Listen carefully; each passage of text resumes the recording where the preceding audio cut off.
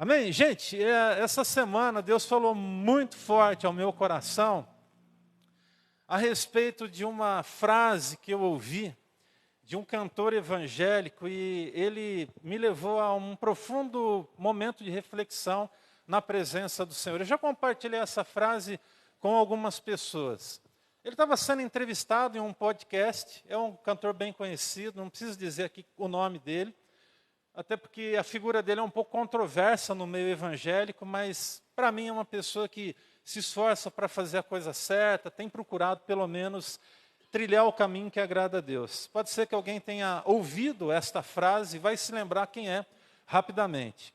Ele estava sendo entrevistado, e nessa entrevista então, o entrevistador perguntou para ele o que é que está faltando para a igreja.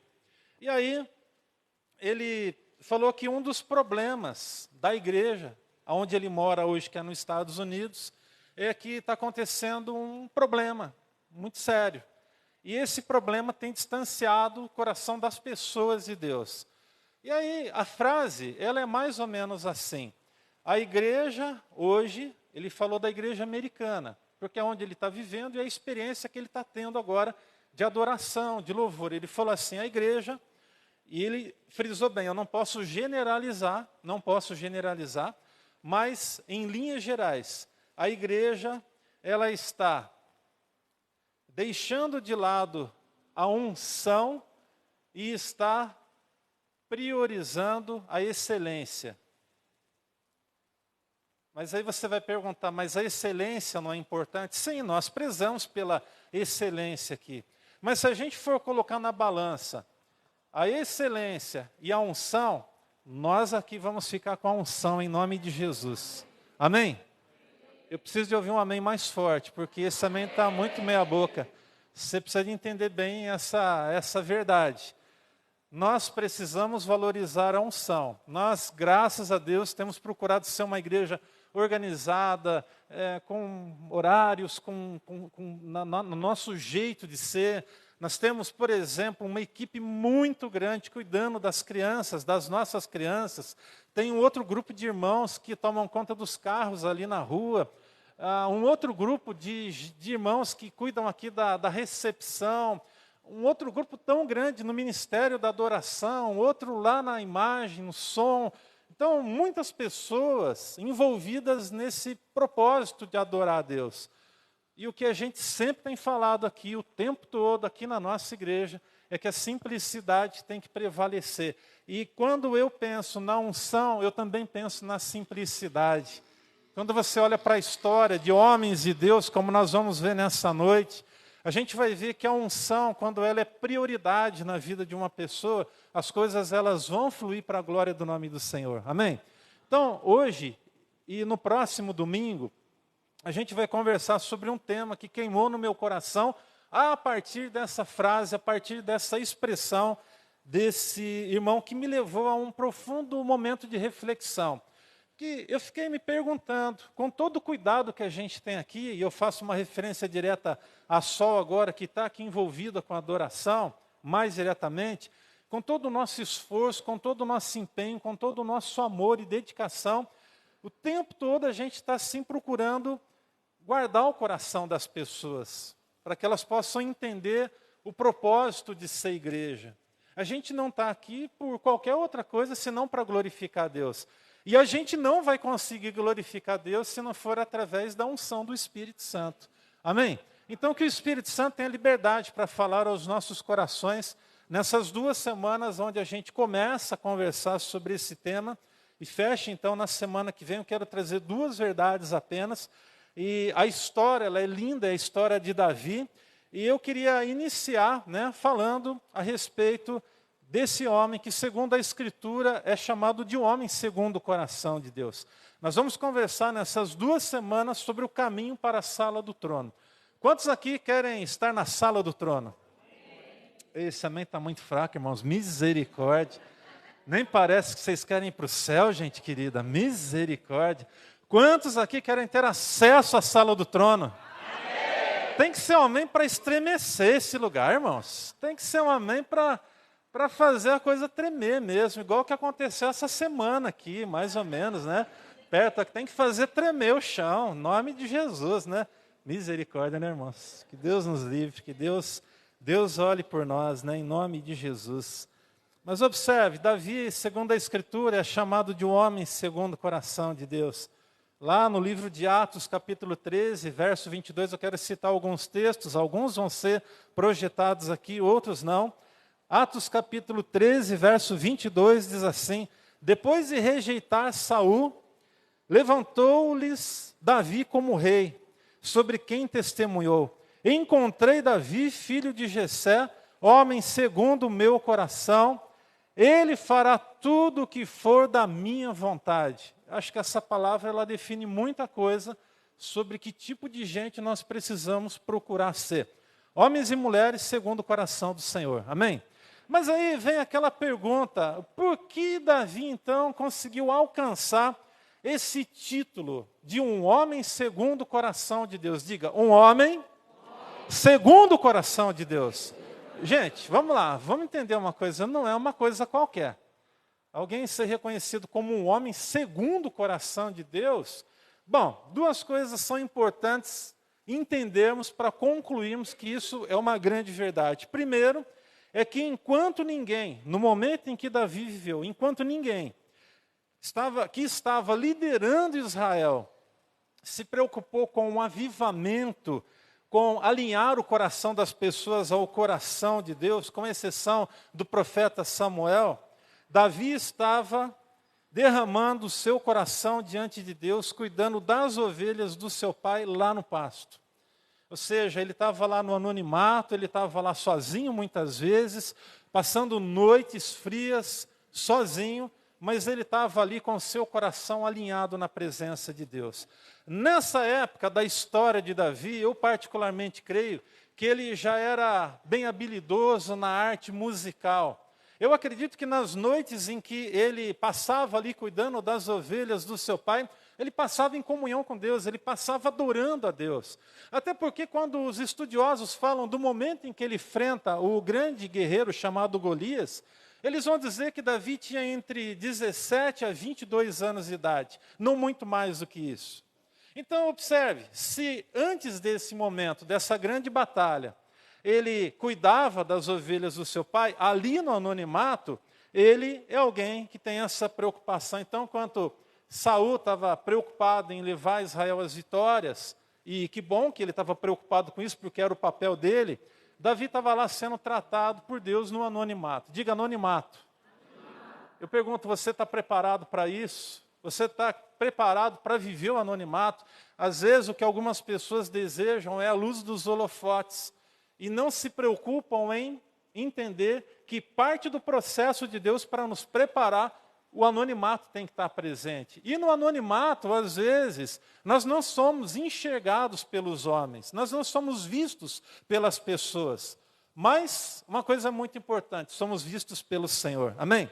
Essa é a primeira coisa que você precisa entender, e dentro dessa verdade eu quero dizer outras duas coisas muito importantes. O padrão de adoração naquele momento da história era baseado nos sacrifícios de animais. Era um sacrifício temporário. A pessoa cometia um pecado, ela chegava para o sacerdote sacrificava, o pecado da pessoa era perdoado, e a comunhão entre a pessoa e Deus era restabelecida. E Davi, irmãos, ele é usado por Deus porque ele apresenta uma nova forma de conexão com os céus. Davi, o homem segundo o coração de Deus, ele louvava a Deus muito acima das letras da lei. Ele tinha um coração dedicado à adoração. Diga adoração. Ele adorava a Deus. Nós temos aqui então agora um sacrifício que deixa de ser aquele sacrifício de animais sendo apresentados, que era importante para aquele momento da história, mas ele é aquele que vai romper agora com uma atitude de um coração rendido na presença de Deus, e que em comunhão com Deus, agora lança uma base de referência para a nação de Israel, de um relacionamento mais próximo com Deus. Então, olha só, Davi foi usado por Deus nessa medida. Pastor, como é que você pode afirmar isso? Leia os Salmos. Quantos salmos nós temos de autoria davídica? Você acha que esses salmos, eles foram escritos apenas para a edificação pessoal do rei Davi. Não, muitas vezes ele escreveu esses salmos em momentos de lutas, em momentos de prova, em momentos de alegria, de celebração, de procissão na presença do Senhor, para a casa do Senhor, mas todos eles compunham o inário de adoração de Israel.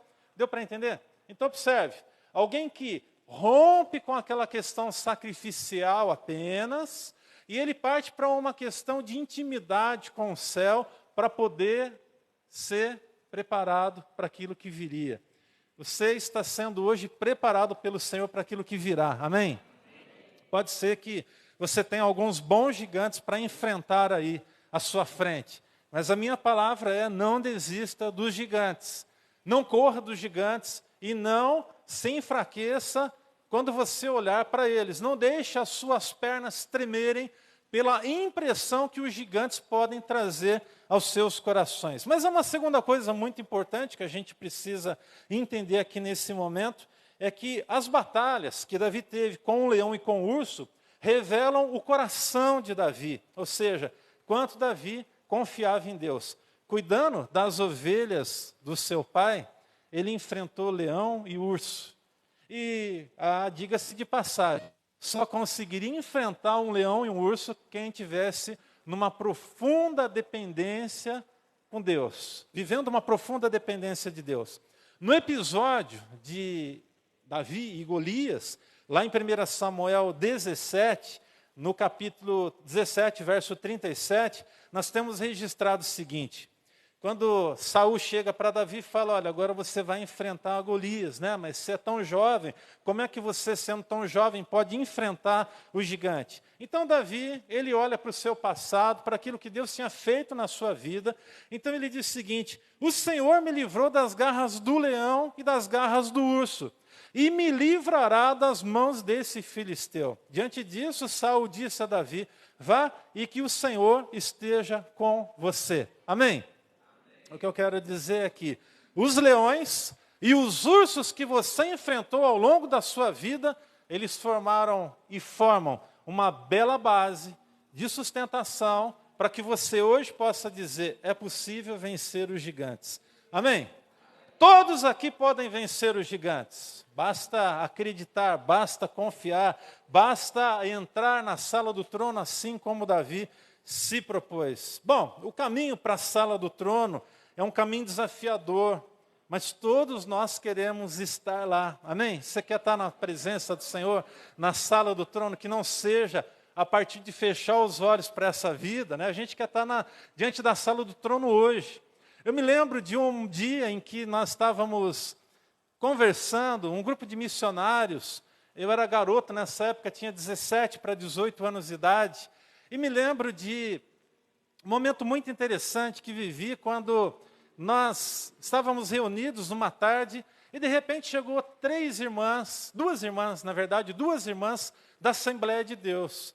E nós naquela época batistas, né, olhamos para aquilo com uma determinada estranheza, mas ali Deus já estava trabalhando muita coisa. Isso tem muitos anos, mais de 30 anos atrás.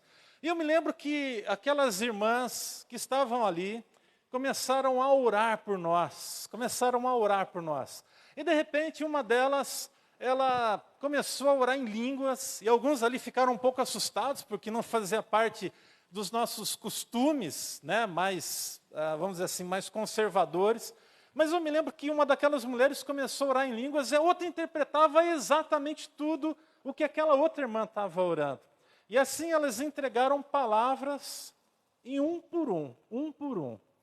Eu falei: poxa, que coisa interessante. E de repente aquela irmã parou na minha frente, e ela começou a orar em línguas, ela começou a dizer coisas que só eu sabia, que só eu conhecia, que somente Deus e eu sabíamos, e eu pude então entender que aquilo era um agir de Deus sobre a minha vida. E naquele exato momento, aquela mulher olhou para mim e ela falou assim: hoje o Senhor está colocando sobre a sua mão uma chave dourada. E eu guardei isso no meu coração. Eu sabia que em algum momento Deus ia colocar uma chave dourada na minha frente. E aí, nós oramos, agradecemos a Deus. aproximadamente uns 6 meses depois, nós estávamos agora num outro projeto, e havia sido definido que eu ia tomar conta daquela congregação, uma nova congregação que estava ressurgindo das cinzas. Ela tinha fechado as portas, e agora era um processo de revitalização daquela pequena igrejinha. E aí eu me lembro que o pessoal já ia embora, nós estávamos numa casa onde os missionários ficavam, e de repente nós agora começamos a procurar lugares para poder ter o culto, um lugar para eu morar. E deu certo de nós acharmos um pequeno templo da Assembleia de Deus que estava fechado, com as portas fechadas. Com muito custo, a gente se informou na vizinhança, isso aconteceu lá em São José dos Campos, e aí nós começamos a correr atrás do proprietário e descobrimos que era um pastor chamado Silas, da Assembleia de Deus. E aí achamos o pastor Silas, fomos até a casa dele. Pastor Silas, o salão está fechado, o senhor tem interesse em alugar? Não, a gente tem interesse em alugar sim. Nessa época era seminarista, estava no primeiro ano de seminário. E aí eu olhei para o pessoal que estava ali comigo e falou, vamos crer que Deus tem um propósito. E, gente, a coisa foi afunilando, deu certo a gente alugar aquele local, e eu morava, então, no fundo dessa congregação. Pasme-se agora. O dia em que o pastor Silas foi colocar a chave na minha mão, eu pergunto, que cor que era essa chave? Dourada. Dourada. Uma chave dourada. Eu falei, agora eu entendo que tudo que saiu da boca daquela mulher naquele dia, eu já tinha trazido para dentro do meu coração. Era a mais plena verdade, e graças a Deus por isso. E eu me lembro que naquele dia, que Deus colocou aquela chave na minha mão. Eu e um outro missionário chamado Edson, nós começamos a adorar a Deus. Nós começamos a adorar, falar com Deus. E nós começamos a cantar aquela música, ó, leva-me à sala do trono, pelo novo e vivo caminho, pelo sangue de Jesus, eterno e sumo sacerdote. Ó, leva-me à sala do trono. E naquele exato momento, Deus me deu uma visão de céu aberto. Eu não estava acostumado com esse tipo de coisa, eu preciso confessar isso para você. E eu, naquele exato momento, com os olhos abertos, tive um flash de uma visão celestial fenomenal. Irmãos, era um templo que não dá para descrever a proporção, a medida dele, mas era um templo muito grande. Uma porta onde um ser humano ali na frente era como se fosse uma formiga. A proporção, a medida. Eu não sei de verdade se aquilo foi uma visão clara dos céus, onde Deus mora, mas eu tenho convicção de que aquele vislumbre me fez pensar de que a sala do trono, presta atenção no que eu vou te dizer agora, é um lugar de acesso para mim e para você. Porque aquela porta se abriu, enquanto louvávamos ao Senhor, e nós entramos na presença do Senhor. E aí, quando chegamos naquela parte da música, leva-nos à sala do trono pelo novo e vivo caminho, pelo sangue de Jesus eterno e sumo sacerdote. E aí repetimos essa canção, nós somos tomados pelo Espírito Santo. E ali sentimos a presença de Deus, e Deus veio ao nosso encontro, e nós começamos a desfrutar daquela comunhão com o Espírito Santo. E aquele momento foi um momento assim para, vamos dizer assim, para selar aquela chave que estava sendo colocada na minha mão. Foi mais ou menos assim, uma confirmação da parte de Deus que aquilo era uma coisa de Deus. E para a glória do nome do Senhor, essa igreja avançou, cresceu e hoje é uma igreja lá em São José dos Campos, graças a Deus por isso. Você tem acesso à sala do trono hoje pelo sangue de Jesus, o novo e vivo caminho. Davi, ele mostra isso para nós a partir da sua vida de adorador. Nós vamos dar uma olhada para alguns momentos da vida de Davi nessa noite. Eu quero deixar para vocês 2 lições de maneira mais específica, mas eu quero que você abra o seu coração e comece a entender que há espaço para que você entre na presença do Senhor, diante do trono da graça de Deus. Jesus, ele inaugurou o caminho. A Bíblia nos diz que o véu foi rasgado de cima a baixo. É como se Deus dissesse assim, ó, eu estou descortinando aqui. Eu estou abrindo o caminho. Por isso foi de cima a baixo. Não foi de baixo para cima, porque senão alguém poderia dizer, alguém rasgou o véu de baixo para cima.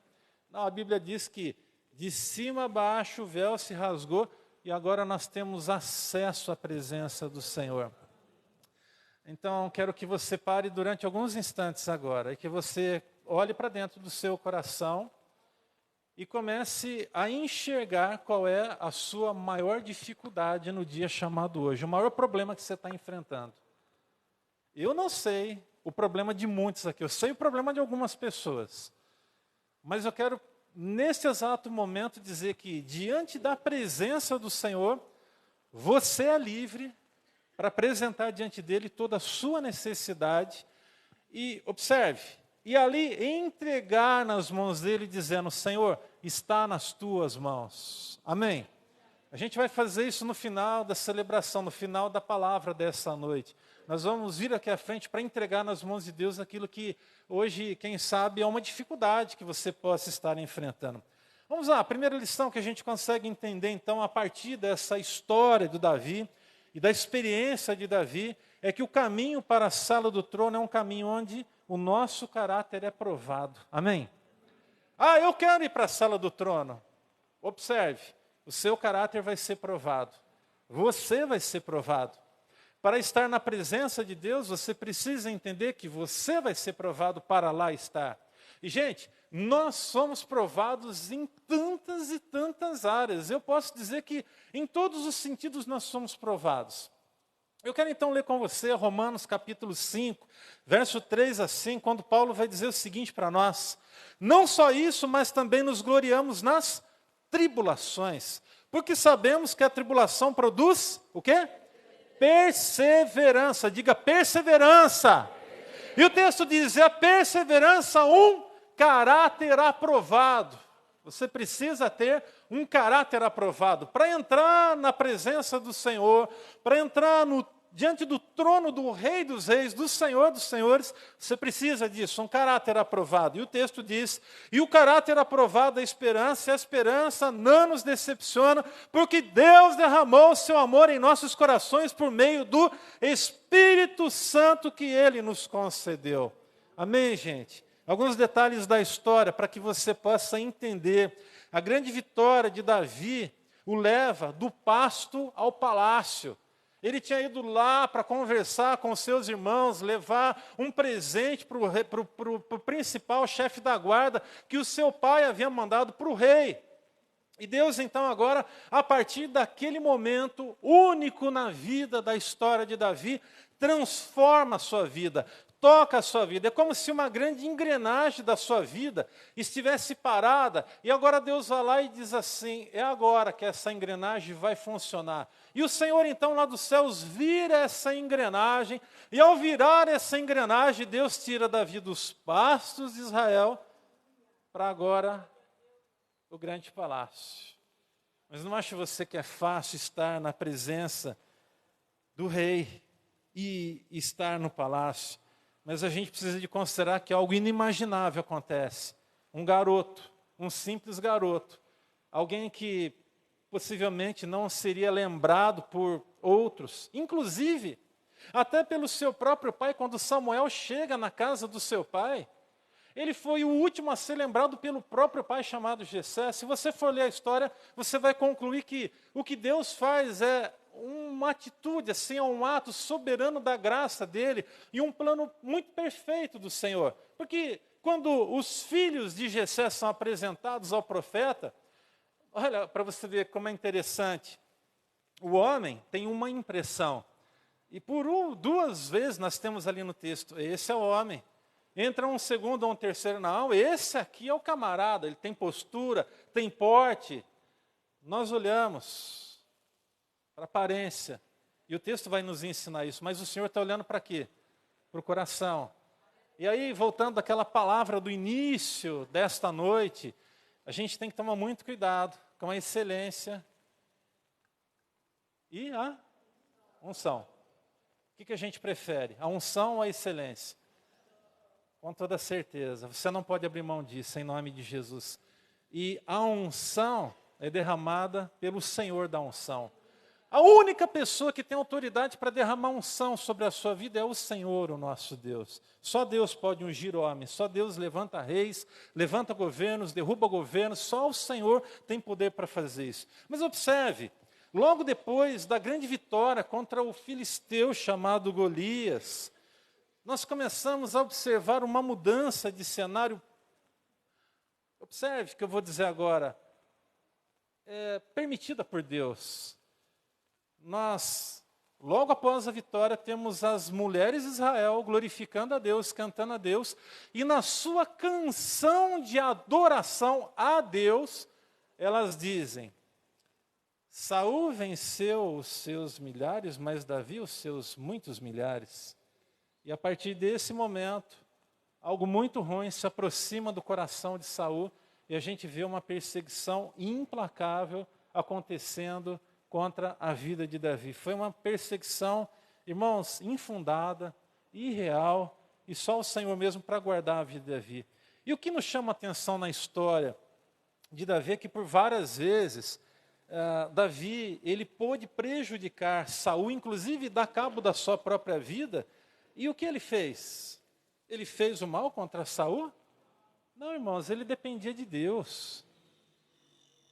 Olha para mim aqui um pouquinho, por favor, em nome de Jesus. Você que está sendo prejudicado, você que está sendo perseguido no seu local de trabalho, você que está vivendo um momento de decisão na sua vida, o que eu quero dizer para você que você precisa sair daqui dessa noite entendendo muito bem, é que o Senhor está ao seu lado, você não precisa levantar a sua mão. Você não precisa levantar a sua mão, você não precisa colocar a sua mão para querer resolver. Gente, tem coisa na vida que a gente tem que fazer, sabe, apenas o quê? É simplesmente dizer: Senhor, isso aqui está nas tuas mãos. E sai de cena, irmão, sai de cena. Sai de cena. Simplesmente sai de cena. Entrega nas mãos de Deus e sai de cena. Não queira colocar a mão, não queira dar uma ajuda para Deus, não queira dar uma ajuda para as pessoas. Você não precisa ajudar ninguém, e eu vou um pouquinho mais além. Você também não precisa ser ajudado por alguém. No que diz respeito a essas questões de justiça, o Senhor é a tua luz, o Senhor é o teu Senhor, Ele cuida de você, Ele está ao seu lado, Ele vai te sustentar. Então, eu tenho certeza que em algum momento você vai ter razão, observe o que eu estou dizendo, você vai ter razão, você vai ter argumento, você vai ter palavra, você vai ter tudo nas suas mãos, para de repente virar o jogo e dizer: não diz para você que eu estava certo. E o que eu quero dizer para você e que o Senhor coloca no meu coração que eu diga nessa noite é simplesmente: não faça isso. Pastor do céu, mas eu estou certo, mas eu estou com a razão, mas eu estou certo do que estou fazendo, mas eu sei o que estou fazendo. Pastor, eu vou... Irmão, deixa eu te falar uma coisa. Enquanto você não entender que a matemática de Deus é diferente da sua matemática, você vai viver tentando colocar sua mão para mudar situações, para reverter quadros. Tem coisa que a gente simplesmente coloca na mão de Deus e fala assim: fiz a minha parte, Deus abençoe. Está dando para você entender, meu irmão, em nome de Jesus? Você está entendendo bem o que Deus está falando com você nessa noite, em nome de Jesus? Tem coisa que você não pode se omitir, mas tem coisa que você simplesmente tem que dizer: Pai, está nas tuas mãos. Aqui nós aprendemos sobre uma coisa que se chama lealdade. Davi, embora ele tenha sido prejudicado, extremamente prejudicado por Saul e perseguido injustamente, ele se mantém ali alinhado. Ele não estende a mão dele para ferir o Saul. Ele podia ter feito isso. Humanamente falando, ele tinha todos os argumentos para dizer: eu vou fazer isso e Deus está comigo. Mas além de achar que Deus estava com ele, ele tinha que fazer o que ia trazer paz ao seu coração. Olha para mim, presta atenção numa coisa. Muitas vezes nós estamos fazendo as coisas e a gente está com toda a razão. Mas está faltando um elemento, que é plenitude de paz no coração. E mesmo assim a gente vai lá e coloca a nossa mão e faz. Não dá certo. Você tem que ter paz no seu coração. Você só pode fazer uma coisa se você tiver muita paz no seu coração. E o Davi não tinha paz no seu coração para agir de qualquer outro jeito com Saul, senão ainda Em todas as dificuldades que Saul colocou sobre a sua vida, ele ainda honrava, irmãos. Ele ainda honrava. Ele ainda respeitava, ele ainda procurava, assim, com muito zelo, controlar o coração das pessoas, controlar o coração dos seus soldados. Eu me lembro daquele momento quando Saul entra na caverna dentro e Davi está lá com os seus homens no fundo da caverna e o Saul entra ali para fazer as suas necessidades. Alguém lá dá uma cutucada no Davi e fala, é agora, o Senhor entregou Saul nas tuas mãos. Alguns de nós desceria, como diz o mineiro, com sangue nos olhos, né? Literalmente com sangue nos olhos, acabaria com a história. Ele era empossado, o rei acabou, mas e a consciência dele diante de Deus? E aí ele se aproxima, pega a sua faca, o seu cutelo, alguma coisa assim, e o texto diz que ele corta um pedaço do manto de Saul. E Saul não sente nada, não vê nada. Por quê? Porque Deus estava com Davi. É impossível alguém estar numa condição dessa, alguém se aproximar, o Saul não ter ouvido o murmurio no fundo da caverna. Deus colocou aqueles homens em surdez espiritual. É isso que eu consigo entender. E é assim que Deus faz com a sua vida. Quando os seus inimigos vêm para te prejudicar, você tem condições de ir lá, estender a sua mão para virar o quadro, para virar a situação, até porque pode bem ser o seu direito, mas aí o Espírito Santo vem primeiro, aquieta o seu coração. Mas o Espírito Santo também vai ao encontro daquele que veio para te perseguir e coloca ele em confusão. Deu para entender? Deus aquieta o meu coração e Deus coloca o meu inimigo em confusão. E o meu inimigo não consegue nem entender o que é que eu estou fazendo. E aí ele sai da caverna, Saul sai da caverna, lá do outro lado do vale, os homens saem junto com Davi da caverna e dizem assim, ei, meu senhor, olha como que Davi chama Saul, meu senhor.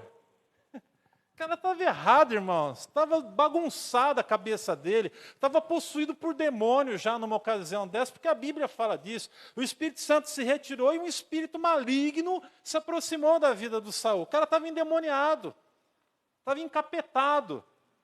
E aí, do outro lado, lá do vale, Davi acena, ei, meu senhor, o que ele fala para Saul, irmãos? Olha o respeito, olha o zelo, apesar de tudo. Ei, eu tive a oportunidade de fazer o mal contra você, dá uma olhada aí na sua roupa. E ele mostra um pedaço do manto para o Saul, e Saul lá do outro lado. E aí Saul, ordinário que só vento, misericórdia. Ai, meu filho Davi. Eu fico até tentando imaginar o timbre da voz dele. Ai, meu filho Davi. Bendito do Senhor, ainda engrandece o Davi. Farso. Misericórdia. Misericórdia. E aí segue o caminho. Vocês acham que para por aí? Que nada, irmão. Saul daqui a pouco esquece do negócio, vem para cima de novo para acabar com a vida do Davi, irmão. É assim que acontece. Me permita uma pergunta nessa noite para você. Abre o seu coração para essa pergunta e responda com toda a sinceridade do seu coração. Você é alguém que tem caminhado em lealdade? Você é alguém que se considera alguém leal com a sua esposa, com o seu esposo, com o seu pastor, a liderança espiritual que Deus tem colocado sobre a sua vida? Provérbios 21 vai dizer o seguinte para nós. Provérbios 21. Isso é para saber se vocês estão juntos, se nós estamos juntos e misturados, está todo mundo acordadinho, né? Para acordar a turma, né? Aquele que está meio assim, nossa, o pastor está falando meio devagar hoje, né? Já dá um pá, né? Assim, é combinado, irmãos, é tudo dentro do esquema, né? É uma benção. Provérbios 21 vai dizer o seguinte: quem segue a justiça e a lealdade encontra a vida. Diga, quem segue a justiça e a lealdade encontra a vida. Justiça e honra. Pela sua lealdade, você vai ser honrado em nome de Jesus. Você não tem que ser cego também, tá? Você não pode ser cego. O cara está aprontando, pintando e bordando, você está lá, amém. Não é assim. Calma aí, você também não é bobo. Prestou atenção? Ouviu bem o que eu disse? O cara está fazendo coisa errada, você vai falar, amém. Não, Deus te abençoe. Deus abençoe nada, Deus que trate. Deus que haja, irmãos. Tem coisas que a gente vê acontecendo no mundo afora aí, a gente fala, que Deus abençoe. Não, que Deus haja com justiça nessa situação. Não é oração imprecatória, você não precisa de orar pedindo para Deus, né? Sei lá o que passou na sua cabeça agora, eu também não sei o que você pensou, mas o Senhor sabe. É só colocar na mão de Deus, é melhor assim, tá bom? A gente encerra a conversa assim, tá bom? Até que ponto você tem sido leal para com as pessoas investidas de autoridade sobre a sua vida? Jeremias 9, 23 e 24 vai dizer o seguinte para mim e para você. Assim diz o Senhor, não se glorie o sábio em sua sabedoria, nem o forte em sua força, nem o rico em sua riqueza. Mas quem se gloriar, glorie-se nisto, em compreender-me e conhecer-me, pois eu sou o Senhor e ajo com lealdade, com justiça e com retidão sobre a terra. Pois é dessas coisas que me agrado, declara o Senhor. Gente, vamos concluir o seguinte, se Deus é leal nessa medida, nessa proporção, nós temos que ser leais como Deus assim o faz. A nossa referência não é Deus, não é Jesus, não é a experiência de Jesus aqui na face dessa terra. Deus é leal e deseja que os seus filhos sejam leais. Irmãos, eu creio que a adoração de Davi o aproximava de Deus, e é exatamente um coração de adorador, de alguém que já entrava na sala do trono, que não permitiu ele fazer besteira. Sabe por que você não fez besteira nessa semana? Porque a sua adoração chegou no trono da graça de Deus. Porque na sua adoração, adorando a Deus, porque glorificando a Deus, o Senhor preservou o seu próprio coração intacto. Sabe por que você não enfiou o pé, não deu um chute no pau da barraca? Não, vou dar um basta nessa situação de uma vez por todas. Porque a sua adoração te levou a entender que tem um processo importante por detrás de tudo isso. Vocês que estão aqui, alguns estão passando por processos.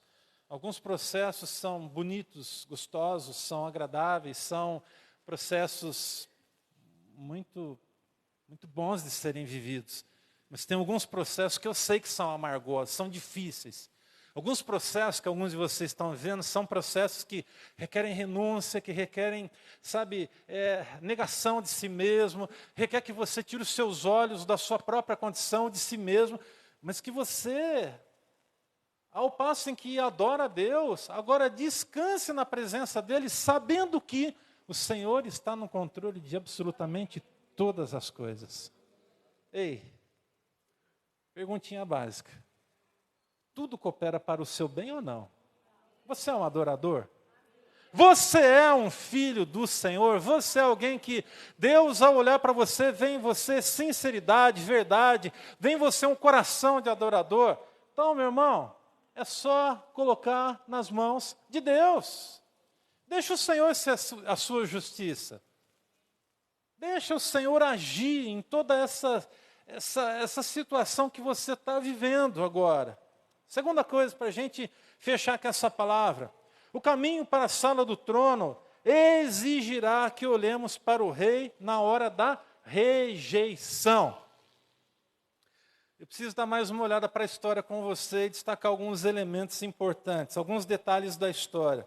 Depois de tanto ser perseguido, tanto ser perseguido, Davi, ele tinha sido agora acolhido pelos filisteus, enquanto Saul continuava perseguindo ele. Ele finge de louco, ele pede agora guarida para o rei dos filisteus, e o rei dos filisteus acha algo diferente em Davi, fala assim, não, ele de fato não tem mais nada a ver com Saul está tentando acabar com a vida dele, então vamos fazer o seguinte, deixa aí Davi viver nessa cidade, e está tudo muito resolvido. Davi foi crescendo na sua confiança diante do rei filisteu, a ponto de Aques, ele desejar ter Davi como guarda pessoal. Gente, nós estamos falando mais ou menos de uma coisa assim.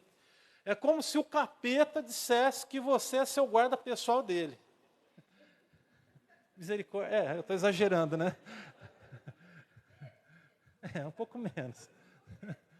Mas é como se o pior inimigo da nação dissesse assim, você vai ser o meu guarda pessoal contra a sua nação. Misericórdia. Onde que a gente tira uns negócios assim, né, gente? Meu Deus. Mas observe, ele estava crescendo na confiança. E Aques, então, desejou ter ele como guarda pessoal. Mas em um dado momento, os filisteus agora iam lutar contra os filhos de Israel. E aquele que estava sendo bajulado pelos filisteus, gente, vamos cá entre nós, né? O camarada colocou o pé num caminho tortuoso, infelizmente, estava agora sendo bajulado pelo inimigo, pelo próprio inimigo, os adoradores de Baal, os adoradores do inferno. Ele achou graça diante dos olhos dos adoradores do inferno. É isso que Davi está vivendo nesse momento. Mas é interessante que quando a gente vai avançando aqui na história, chega um dado momento da história quando os filisteus iam se degladiar contra os filhos de Israel, e agora surge uma dúvida: será que lá no campo de batalha, Davi não vai se virar contra nós? E aí tem um trama descrito aqui no capítulo 29 de 1 Samuel. Se está projetado aqui, não, por favor, abra sua Bíblia, faz isso agora, em nome de Jesus. 1 Samuel 29, a gente vai ler a partir do versículo 1. 1 Samuel 29, 1. Amém? 1 Samuel 29, 1 diz assim: os filisteus reuniram-se todos em suas tropas em Afeque, e Israel acampou junto à fonte de Jezreel, enquanto os governantes filisteus avançaram com seus grupos de 100 e de 1000. Davi e os seus homens iam na retaguarda com Aquis. Ele já estava fazendo a guarda do rei. Agora observe, os comandantes dos filisteus perguntaram: o que estes hebreus fazem aqui? Aquis respondeu: este é Davi, que era oficial de Saul, rei de Israel. Ele já está comigo há mais de 1 ano, e desde o dia em que deixou Saul, nada fez que mereça desconfiança. Contudo, os comandantes dos filisteus se iraram contra ele e disseram: mande embora este homem para a cidade que você lhe designou. Ele não deve ir para a guerra conosco, senão se tornará o nosso adversário durante o combate. Qual seria a melhor maneira de recuperar a boa vontade de seu senhor, senão às custas das cabeças dos nossos homens? Versículo 5. Não é ele, Davi, de quem cantava em suas danças? Saul abateu os seus milhares e Davi as suas dezenas de milhares? O que está acontecendo com Davi? Ele está sendo rejeitado. E sabe o que a gente pode dizer a respeito disso? Glórias a Deus. Que o inimigo nos rejeite. Que o inimigo veja que nós somos uma pedra de tropeço na vida dele, porque é isso que a gente tem que ser para o diabo aqui nessa terra, em nome de Jesus. Você entendeu bem? É isso que a gente tem que ser contra o inimigo da nossa alma. Nós temos que ser uma pedra de tropeço no pé do diabo. Amém, gente? Nós somos filhos do Senhor, há uma autoridade sobre nós. Quando o Dário, essa semana, esses dias atrás agora, entendeu que ele estava sob um ataque espiritual, e ele entendeu por discernimento do Espírito Santo de Deus que ele precisava guerrear dentro da sua casa com a sua esposa, o que ele fez? Ele ficou parado? Ele ficou quieto? Não, ele começou a marchar, ele começou a declarar vitória, ele começou a repreender, ele começou a expulsar o mal, ele começou a declarar vitória, porque no mundo espiritual, Deus deu a ele discernimento de que alguma coisa estava acontecendo. É assim, gente. Nós vamos sentir as coisas, e nós não podemos simplesmente ficar no campo do sentimento. Eu estou sentindo que tem um vento meio diferente vindo aqui na minha direção, e agora, então, aí você fica quietinho. Não, meu irmão, você tem que se levantar, você tem que dar uns gritos, você tem que declarar vitória, você tem que repreender, você tem que expulsar o mal, você tem que amarrar o homem forte, a exemplo do que Jesus nos ensinou, e você tem que viver na plena certeza de que a vitória já está nas suas mãos, em nome de Jesus. Amém? Fácil? Ninguém disse que vai ser fácil. Mas observe, Davi ele tem que enfrentar a rejeição. O caminho para a sala do trono exigirá que olhemos para o rei na hora da rejeição. Existe um teste chamado de teste da rejeição e Davi estava enfrentando. Como é que você acha que Davi se sentiu nesse exato momento? Muito mal, o texto vai revelar isso para nós. Ele ficou chateado. Mas ele juntou as suas tralhas e deu linha, porque ele entendia que de alguma forma o Senhor era o seu pastor. Aquele que compôs esta linda melodia, neste exato momento está precisando viver o que cantou na presença do Senhor. Quem sabe, dizendo, o Senhor é o meu pastor e nada me faltará. Ah, se houve uma hora em que Davi precisou de confiar em Deus, foi nessa hora, na hora da rejeição. Querido, como você tem lidado com a rejeição? Como que você tem lidado com a rejeição? Se você tem sido rejeitado por alguém, por alguma pessoa, por uma liderança, por algum amigo, por algum parente, por algum familiar, eu não sei. Mas como é que você tem reagido diante da rejeição? Algumas propostas. Primeiro, algumas pessoas elas reclamam muito da rejeição. A rejeição é uma coisa que, se a gente não tomar cuidado, vai nos levar a pisar num campo muito movediço, numa areia muito movediça, chamada de reclamação. Reclamação é murmuração.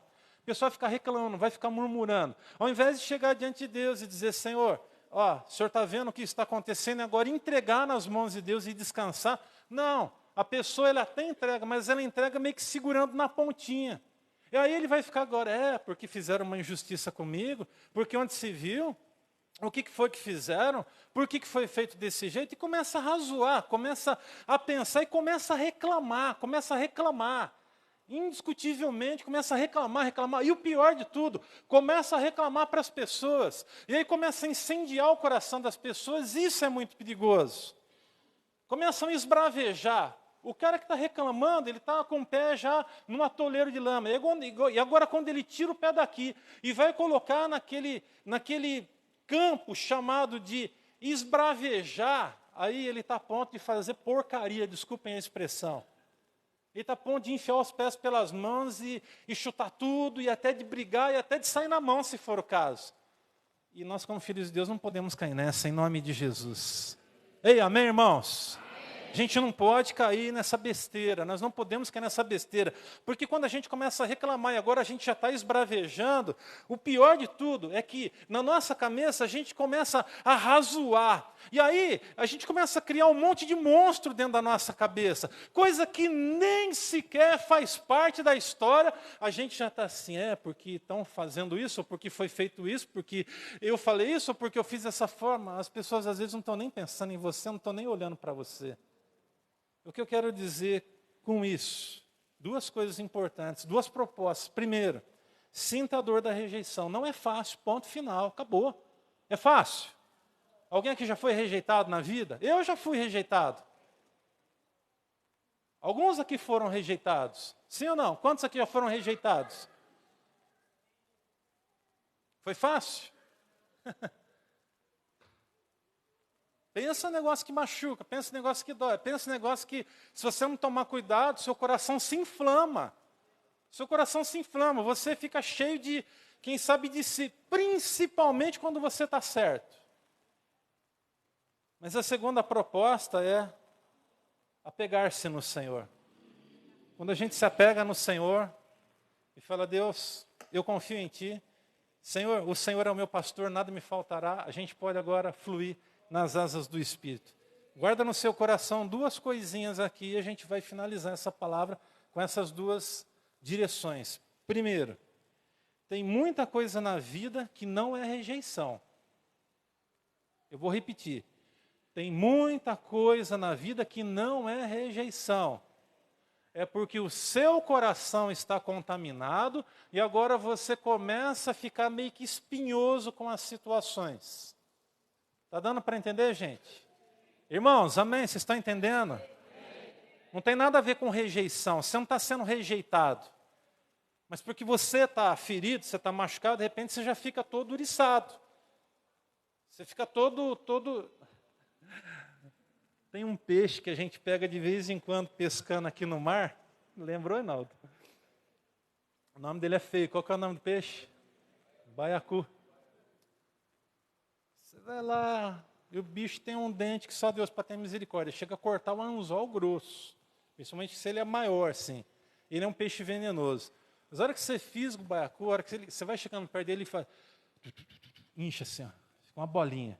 E quando não faz uma bolinha, você passa a mão na barriga dele assim, ele rapidinho.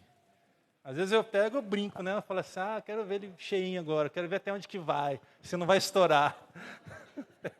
Pastor bonzinho, hein? E a criançada diz que o pastor é amigão dos peixes, né? Então, mas aí você passa a mão na barriga dele, ele enche assim, fica uma bolinha. Aí você tira do anzol, muito cuidado para não colocar o dedo ali, senão o dedo vai embora. Na hora que você solta na água, ele murcha rapidinho e vai embora. Então, o que eu quero dizer é que tem muita coisa na vida que não é rejeição. E a segunda coisa, e a gente vai focar um pouco disso na semana que vem. O teste da rejeição, na verdade, ele pode estar proporcionando para você um grande livramento. Amém? Pegou a visão? A rejeição pode ser um grande livramento de Deus na tua vida. Pastor do céu, mas você não sabe o que eu estou vivendo. Então, a gente não sabe o que um ou outro está vivendo, mas a rejeição às vezes é um livramento de Deus sobre a nossa vida. Eu só vou adiantar uma coisa que nós vamos ver aqui na semana que vem. Davi tira o time dele de campo e os filisteus vão guerrear contra os israelitas. E nessa batalha, Saul e Jonatas morrem. Eu pergunto para vocês, Deus não deu um tremendo de um livramento para Davi? Porque podia ser que Davi tirasse a vida de Saul ou então a vida do seu próprio amigo Jonatas. Rejeição pode ser livramento do céu. Se você já foi rejeitado, pode ser que Deus tenha lá do céu olhado e falado assim, eu preciso que meu filho viva isso aqui agora. Não é fácil, mas ele precisa viver isso aqui agora. Por quê? Porque eu tenho um livramento na vida dele. E o livramento é sempre maior quando vem de Deus. Amém? Agora é hora da gente colocar aqui diante de Deus. O que é que está pegando? Tá bom? Amém? Semana que vem a gente continua essa palavra. Na semana que vem tem mais algumas boas lições aqui que Deus há de colocar no meu coração.